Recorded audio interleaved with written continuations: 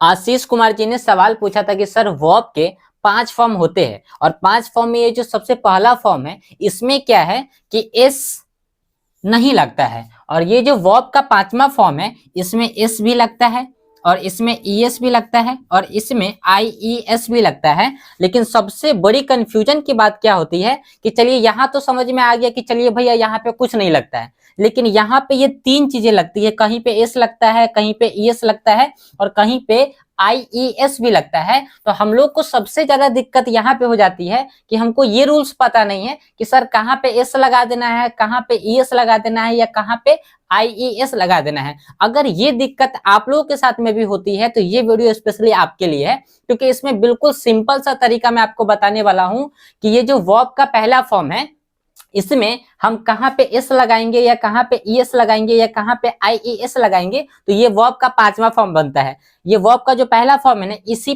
पहले फॉर्म में अगर हम एस लगा देंगे, ईएस लगा देंगे या आईईएस लगा देंगे तो यही जो पहला फॉर्म है ये बदल जाएगा किसमें, ये बदल जाएगा आपके 5वें फॉर्म में, यानी कि पहला फॉर्म बदल जाएगा 5वें फॉर्म में। लेकिन दिक्कत ये है कि बहुत सारे ऐसे वर्ब्स होते हैं जिनमें क्या है कि रूल्स अलग अलग है, कहीं पे एस लगा के V5 बनेगा तो कहीं पे ईएस लगा के V5 बनेगा तो कहीं पे आईईएस लगा के V5 बनेगा। तो कंफ्यूजन ये है कि सर कहाँ पे एस लगाना है, कहाँ पे ईएस लगाना है और कहाँ पे आईएस लगाना है, जिस वजह से क्या है कि हम लोगों से गलती होती है क्योंकि हम लोग को इसका रूल्स पता ही नहीं है। तो आज की इस वीडियो में मैं आपको बताने वाला हूं कि एग्जैक्ट कहाँ पे एस लगेगा, कहाँ पे ईएस लगेगा और कहाँ पे आईईएस लगेगा, जिससे क्या है कि आप कभी भी अपनी राइटिंग स्किल में गलती नहीं करेंगे। बिल्कुल ग्रामेटिकल 100% 100 यानी कि 100% आप जो है अपनी ये वर्ब का जो आपका फॉर्म है इसको आप आसानी से बना पाएंगे, लिख पाएंगे और बोल पाएंगे। तो चलिए इस वीडियो को बिल्कुल सिंपल तरीके से मैं आपको समझाने की कोशिश करता हूं, जिससे क्या है कि आज के बाद से आप कभी भी इसमें गलती नहीं करेंगे। तो सबसे पहले समझते हैं कि वर्ब में आईईएस कब जोड़ते हैं। तो यहाँ पे मैंने सिंपल से आपके लिए एक रूल्स को भी लिख दिया, जिससे क्या है कि आप लोग इसको लिख लीजिएगा नोटबुक में, ठीक है। जब किसी वर्ब का अंत कॉन्सोनेंट प्लस वाई से होता है, फिर से ध्यान से इसको एक बार पढ़िए, ठीक है, कि जब किसी वर्ब का अंत कॉन्सोनेंट प्लस वाई से, यानी कि एबीसीडी में कितने अक्षर होते हैं, टोटल 26 होते हैं और 26 को 2 भाग में डिवाइड किया गया है। पहला होता है आपका कॉन्सोनेंट और दूसरा होता है आपका वोवेल। जैसे मान लेते हैं कि एबीसीडी में 26 अक्षर है, ठीक है, बिल्कुल बेसिक से समझा रहा हूं, और इन 26 अक्षर को 2 ग्रुप में बांट दिया गया है। पहला ग्रुप जो होता है सी से कॉन्सोनेंट हो जाएगा और भी से वोवेल हो जाएगा। कॉन्सोनेंट की संख्या कितनी है 21 और वोवेल की संख्या कितनी है 5। जैसे अब मैं आपको सीधा बता देता हूं, भाई एबीसीडी सबको पता है। अब आपने बोला ए, आपने बोला ई, आपने बोला ओ, आपने बोला यू और आपने बोल दिया आई। ये 5 जो लेटर है ना एबीसीडी के अंदर में, इनको बोलते हैं वोवेल और इनके बाद जो बाकी 21 बचते हैं उसको बोलते हैं कॉन्सोनेंट।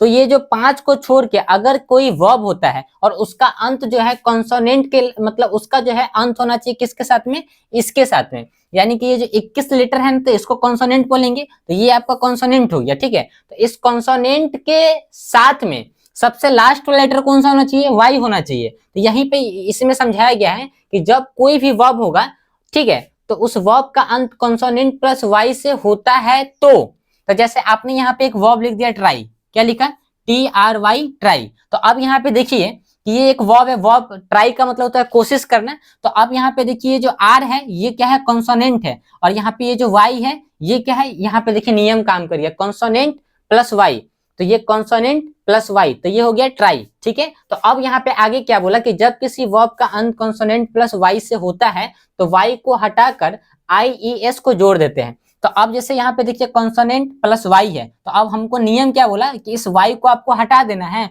और इसमें आपको आईईएस को जोड़ देना है। तो चलिए हम एक काम करते हैं, शायद हमने यहाँ पे लिखा टी, ठीक है, हमने यहाँ पे लिखा आर और वाई को हटा के यहाँ पे क्या लिखना है, आईईएस। तो अब ये हो गया ट्राइज, एकदम नियम हमारा सही है। फिर से समझिएगा कि जब किसी वर्ब का अंत कॉन्सोनेंट प्लस वाई से होता है तो वहां पे वाई को हटा के आईईएस को सिंपली लगा देते हैं। हम आपको एक और काम करते हैं, यहाँ पे हम आपको एक वर्ब और लिखते हैं। जैसे हमने यहाँ पे लिखा कैरी, क्या लिखा, कैरी। अब यहाँ पे देखिए हमने कैरी जैसे ही लिखा, तो अब इस कैरी को हमको क्या करना है कि V5 बनाना है। ये कैरी क्या है, ये V1 है, ये ट्राई क्या है, ये V1 है, लेकिन ये ट्राइज क्या हो गया, ये V5 हो गया। तो अब हमको इसको क्या बनाना है, इसको बनाना है V5। तो हम सिंपली क्या करेंगे, देखिए कॉन्सोनेंट प्लस वाई है तो इसमें ए लगाया, जैसे जो स्पेलिंग लिखा है लिख देंगे, सिर्फ वाई के जगह पे क्या लिखेंगे, आईईएस, तो ये कैरी हो गया। इसी तरीके से एक मैरी आता है, क्या आता है, मैरी। अब आपने यहाँ पे मैरी में देखा कि देखिए यहाँ पे वाई लिखा है, तो हम क्या करेंगे, यहाँ पे इसको लिखते हैं कि ठीक है, मैरी के जगह पे हमने यहाँ पे MAR और वाई को हटाया, यहाँ पे लिख दिया IES, ये हो गया मैरिज। इसी तरीके से एक बहुत ही चर्चित वर्ड है, आप लोग को पता होगा, जिसको हम लोग बोलते हैं स्टडी, यानी कि पढ़ाई करना। क्या होता है स्टडी? मतलब पढ़ाई करना। अब इस स्टडी को आप कैसे बनाएंगे, तो आपने फिर से यहाँ पे बोला STUD, और वाई को हटाया IES लगा दिया, स्टडी। तो आई होप कि आपको इतनी बात तो समझ में दोस्तों आ गई होगी कि वर्ब का जो पहला फॉर्म होता है उसको V5 बनाने के लिए हमको SES और IES लगाना पड़ता है। तो IES कहाँ पे लगाना है? जहां पे कोई वर्ब ऐसा होगा जिसका अंत वाई से होगा, लेकिन वाई से पहले कोई सिंगल या डबल कुछ भी जो होना चाहिए वो कॉन्सोनेंट होना चाहिए। ठीक है, यहाँ पे बोला गया ना कि कॉन्सोनेंट प्लस वाई होना चाहिए, तो वाई को हटाकर हम क्या लगा देंगे? IES लगा देंगे। तो आई होप कि आपको समझ में आ गया कि IES कहाँ पे लगाते हैं। अब हम लोग समझते हैं कि भाई ES कहाँ पे लगाते हैं और S कहाँ पे लगाते हैं, चलिए उसे भी समझते हैं। अब समझते हैं कि वर्ब में कहाँ पे ES को जोड़ते हैं। तो देखिए यहाँ पे सिंपल सा रूल्स हम लोगों ने लिख लिया है कि जब किसी वर्ब का अंत CH, SH, S, X, Z, O से होता है तो उसमें सिंपली आपको क्या करना है?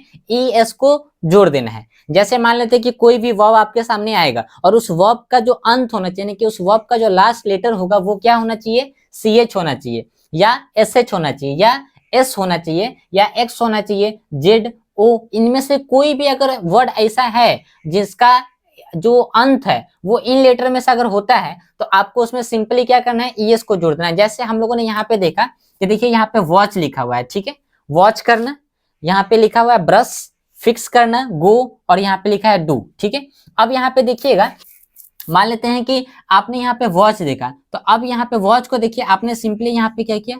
अरे एक सेकंड, ये देखिए आपका यहाँ पे वॉच लिखा हुआ है, आपने यहाँ पे वॉच देखा, ठीक है, तो इसका अंत किससे? CS से। आपने क्या किया? नियम को पढ़ा, और नियम अब आपको याद हो गया, तो इसमें आपको अगर इसको V5 बनाना है क्या कर देना है भाई? CH देखा, ES लगा दिया, ये वॉचेज हो गया।